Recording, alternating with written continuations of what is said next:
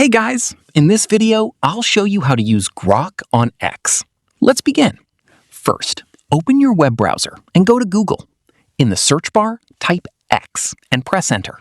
From the search results, click on the official X website and double-check that the link is correct before proceeding. Once the website loads, take a moment to explore the interface. Look for the Grok icon, usually located below the Messages section. Click on the Grok icon to open its workspace. Inside Grok, find and select the Create Images option. This feature lets you generate visuals based on your ideas. Now, enter a clear prompt describing what you want to create. For example, you can type something like top basketball players or any other creative idea. After writing your prompt, click the Submit button. Grok will process your request and generate an image based on your description. Review the result and adjust your prompt if needed to improve the output. So that's basically how you can use Grok on X. That's it for this video. Thanks.